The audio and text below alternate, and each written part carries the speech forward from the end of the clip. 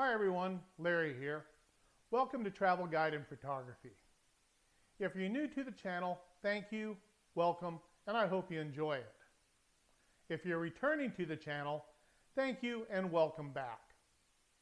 In this video, we're starting a 7-part series on cruising to Alaska in the Inside Passage. There are many ways to get to Alaska. You can drive, fly, take a ferry, or go by cruise ship. In my opinion, the best way to see Alaska in the shortest amount of time is by cruise ship. And I think everyone should take a cruise to Alaska at least once in their life. And the sooner the better, because the glaciers are melting at an alarming rate. Let's get this out of the way right up front. I do not want to sound like a know-it-all. There's much about Alaska I know nothing about. However, when it comes to cruising to Alaska, I don't think there are many that know much more than I do. And that is only because of my experience. I am crew. If you took the time to see the Why Watch video, you know for the past 11 years I have lived and worked on cruise ships. And for 8 years in the summer, I have been in Alaska. This gives me a very unique perspective. I have been to the major ports hundreds of times. I've made friends there. I have favorite places to eat, places to go. I've been on most of the excursions, and I do have my favorites. In this series, there will be individual videos on 3 major ports, Ketchikan, Juneau, and Skagway. In the Skagway video, I will also include Haines, as many of the excursions go there. We will discuss where to go, what to see, favorite restaurants, and shore excursions. There will also be a video on the Inside Passage glaciers. This will include glaciers that you will see from the ship and glaciers you can visit on select shore excursions. Before we start, something needs to be addressed. I'm guessing that most of you know that last summer there was no cruising to Alaska due to COVID. Unfortunately, this might be true again this summer, but there still is hope. This is due to the Passenger Services Act of 1886, which basically states a foreign flag ship departing from and returning to the same U.S. port must visit a foreign port. Why is this important when cruising to Alaska? Cruise ships must stop at Vancouver or Victoria, Canada. Recently, the Canadian government has stated there will be no cruise ships allowed in Canada until February 2022. So why did I say there still might be hope? For a couple reasons. One being, as of this date, no major cruise line has canceled its Alaska season. Another is much of Alaska's economy is based on tourism, especially the cruise ports. Last summer was extremely difficult for many of the local shops, restaurant, and tour companies. And if there is no cruise season this year, it could be devastating. The government and those in Congress representing Alaska, along with the Federal Maritime Commissioner, are all trying to get an exemption to the Passenger Services Act. So there still is hope. Worst case scenario, it's not too early to start thinking about next year. Here are a couple travel tips. I always arrive a day or two early to the port. I know there are those out there that arrive on the day of embark. I've met them.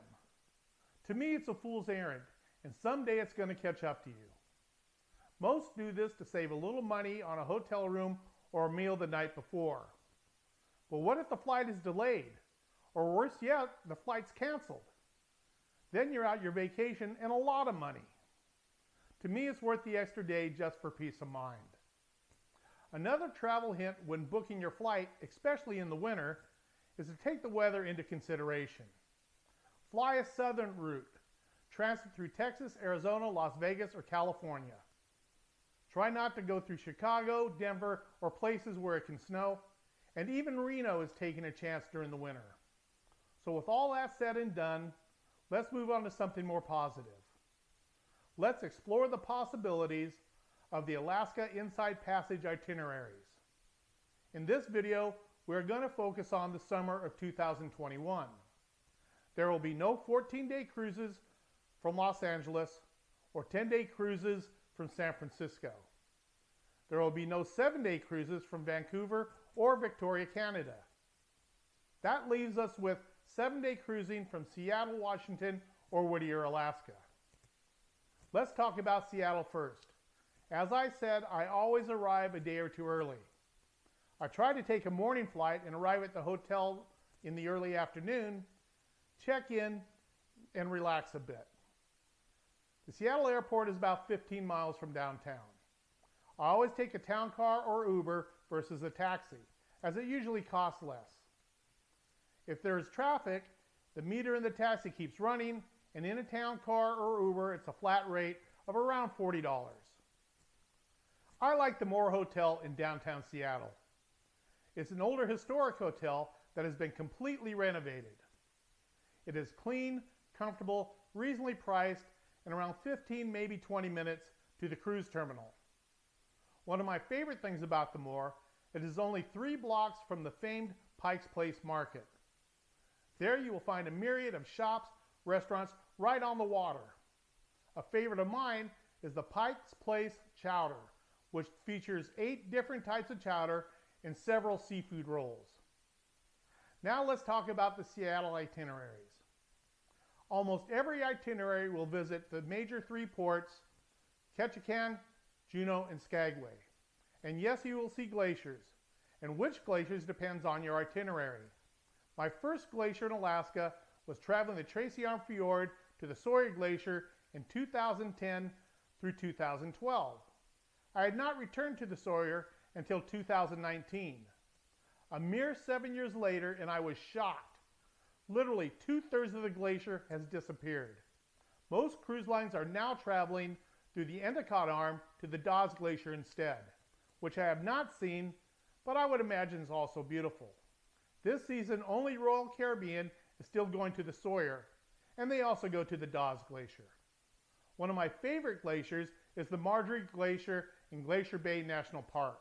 The Marjorie is approximately 1 mile wide and towers 250 feet above the water line. It's a beautiful glacier and framed by 12,000-foot mountain peaks. When traveling through Glacier Bay to the Marjorie, you will also visit the Lampu Glacier. It's about 3/4 of a mile wide and rises 150 feet above the bay. It's a beautiful journey through Glacier Bay, and I'm sure you will enjoy it.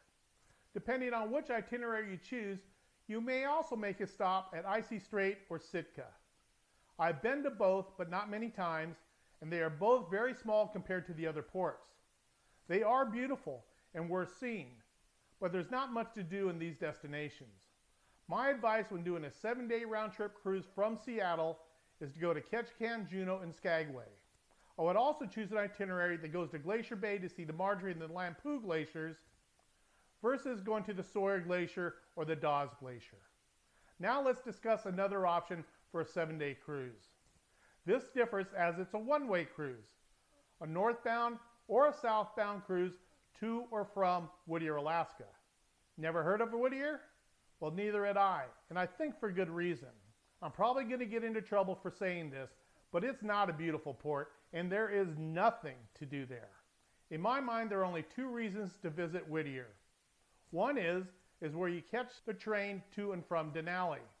Another reason are the glaciers you will see along the way. You may cruise through College Fjord with its 5 tidewater glaciers and dozens of smaller glaciers, and it's quite impressive. However, not as impressive as my favorite glacier in Alaska, the Hubbard Glacier. The Hubbard is the largest tidewater glacier in North America and towers 400 feet above the water, and it is 7 miles wide. It frequently calves, and one time when I was there, I saw a piece of ice at least 3/4 of a mile wide break off, crash into the water, and caused a 4-foot wave that rocked the ship. Now that was impressive. Here's my advice when you decide to take a 7-day one-way cruise through Whittier. Whittier is located 60 miles south of Anchorage.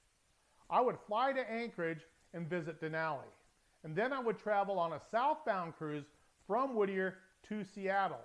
Why southbound? Traveling southbound, you will visit the Hubbard, Lampu, and Marjorie glaciers. On a northbound cruise, you will travel to College Fjord and the Hubbard Glacier. I would rather see the Lampu, Marjorie, and the Hubbard glaciers and bypass College Fjord. Check the north and southbound itineraries to be sure. These might have changed.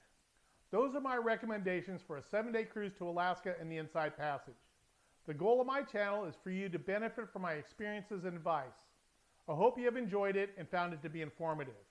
I've also authored a book entitled Alaska and the Inside Passage, a guide to the ports, tours, and shore excursions. It can be found at a few of the stores in Alaska, or you can email me for a copy. I'll leave a link. If you've enjoyed travel guide and photography, please subscribe. Please hit the bell to be notified of my next post, and please hit the like button. If you have any questions or comments, please list them below. I promise I will answer each and every one of them. If there's a place you're thinking about going to, and I have not done a video on it, please let me know that too. I've been to over 80 countries, and if I have been there, I'll post a video for you. Again, thank you for visiting Travel Guide and Photography, and let's explore the possibilities of traveling the world together. As crew, my posts and my opinions are my own. I do not represent the cruise line or the company I work for in any manner. Thank you.